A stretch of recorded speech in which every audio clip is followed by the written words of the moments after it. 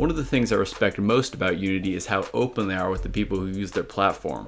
They do a great job at communicating to their audience about what features are available to them, as well as which features are currently in development. Now, just a few days ago, Unity released a 50-minute roadmap video talking about the current state of Unity and some of the new features coming to the game engine over the next year or two. Now, this talk was most likely supposed to take place in person at GDC, but because GDC was postponed until later in the summer, they decided to just make kind of like a 50-minute video package like this and post it up on their YouTube channel.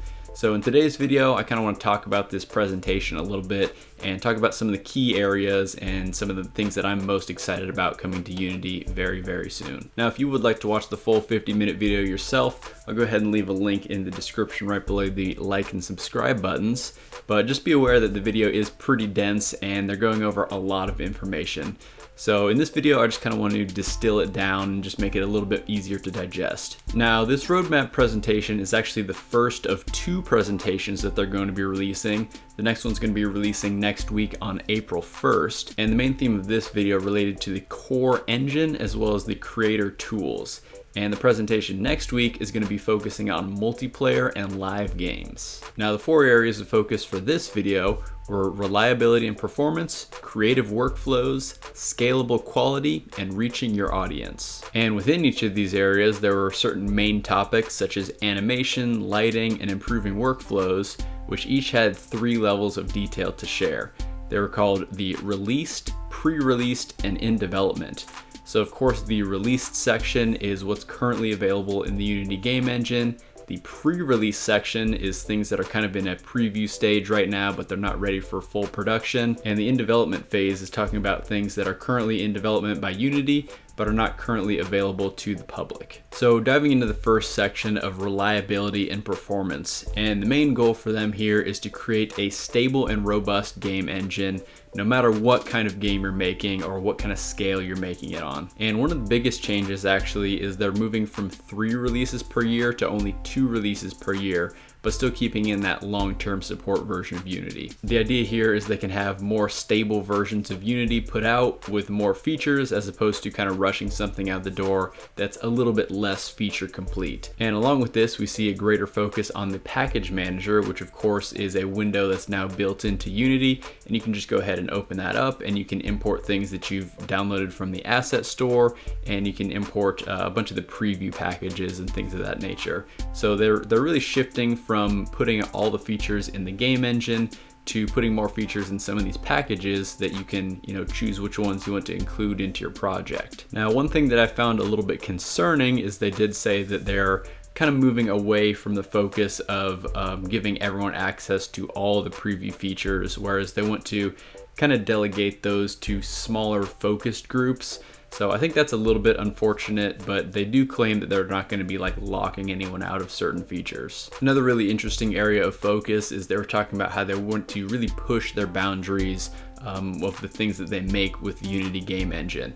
So they have a whole team of people dedicated to making essentially these vertical slices of games that can show off all sorts of cool features with the game engine and can show how powerful the game engine really can be. And we've already seen this with things like the Unity Mega City, which is this massive open world futuristic city that they've created. And I think this is a really good idea because it shows what's really possible with the Unity game engine, and I think it's going to be really inspiring to a lot of developers. And one other thing they touched on is they're going to be making a lot of improvements to the Unity profiler, so it's going to increase its efficiency as well as its just overall usefulness. So the next section they talked about was creative workflows, and this was by far the most extensive section, and I think there's a lot of really good detail in here. So the main focus here was to reduce the time from idea to realization. And what that basically means to me is less time fighting with the tools and searching for workarounds and more time actually creating the thing that you want to create. And so just to quickly go through some of these here, they talked about 2D lighting and rendering, making improvements to pixel perfect as well as more organic 2D games. Talked about the burst compiler getting support for more platforms as well as better debugging. Another really cool feature coming to the Unity game engine is going to be visual scripting. I know a lot of people are going to be looking forward to that. And it is kind of in some preview phases right now, but they expect to have a full release by the beginning of next next year. They also made a point to mention some of the quality of life improvements as well as improvements to the overall Unity editor, just to make the whole editor experience a lot easier to use. Sounds like these are mostly going to be kind of smaller little features that you may or may not notice, but that people have definitely been requesting for, and they're, again, just to make it development a lot easier and make you fight with the tools less and have to install weird plugins and do a bunch of weird workarounds for things that should just be built into the editor anyways. The next thing that I'm quite personally excited for is a whole overhaul of the world building tools. So of course we already have things like Pro Builder, Polybush, and the terrain generator, which can do, a pretty good amount of work as far as creating levels and things of that nature. However, they're going to be making a lot of improvements to it, and we're going to be able to do more complex things with these tools. And it's really nice because it's going to allow us to do a lot more modifications to 3D models just right from within the Unity editor. Now, I saw a few people on the forums kind of complaining about, why is Unity adding some of these features in when some, really good 3D tools already exist. And while that may be true, it just kind of saves you a couple steps of, switching back and forth between all these different programs when you can kind of make some simple necessary modifications right within the Unity editor. So I'm personally pretty excited for these new world building tools. And one other simple thing, but really good thing coming to the Unity editor is going to be generic splines. I feel like this is something that should have been in the Unity engine a long time ago. And of course there have been, a bunch of tools that you can download from the Unity asset store that do essentially this. You can create different splines within your world, and from there you can do whatever you want with them. Maybe make things spawn off the splines, or you make things follow that spline path. But it's going to be really nice that we can just kind of create these generic splines right within the Unity editor. And a couple of the things that they mentioned that don't necessarily apply to me as much, but are definitely welcome changes to the Unity editor, are going to be changes related to animation, lighting, visual effects, user interface, smart design and creation, audio-visual, as well as camera design. Now the third section they went over is scalable quality. Now Unity's main goal here is to give you the tools to allow you to make the smallest game possible all the way up to the highest AAA budget game that you can think of. They really just want Unity to be a one-stop shop no matter what your creation budget is. And so some of the ways they're doing that is making it easier to work with assets and import things into your project faster, using the universal render pipeline as a single solution for low-powered to high-end games, making many improvements to the stability and workflow of the high-definition render pipeline, and then creating these two new physics systems. So we have Unity physics as well as Havoc physics. And there's a couple reasons why they have two new physics systems, and I've talked about that a little bit before,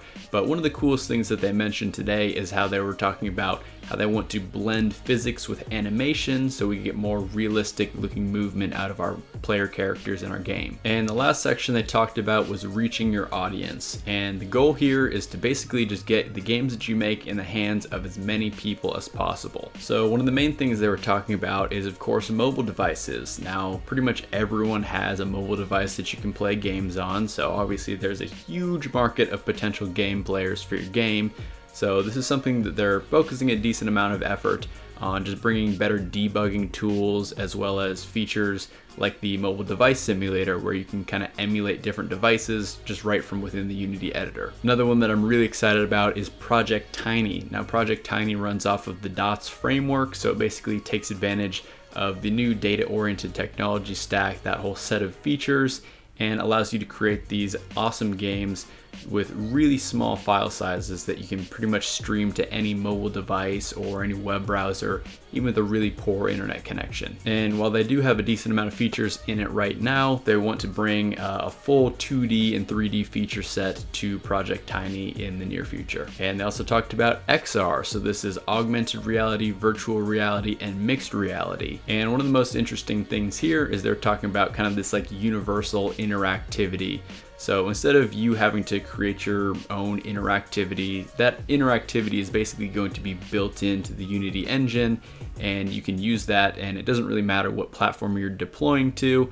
you can kind of take advantage of those interaction APIs for the game player to interact with things within your game world. And they also briefly did touch on connected games, but again, they're going to be focusing on that more next week in the presentation on April 1st. So anyways, that's a brief overview of the first of these 2 roadmap videos that they're going to be talking about a bunch of the new features coming to the Unity game engine over the next year or so. And I think it was a good presentation overall, and I'm definitely looking forward to the one next week where they're going to be talking about multiplayer and live games. I'll probably do another recap video on that, just kind of distilling everything down, so definitely make sure you subscribe to the channel so you stay tuned for that one.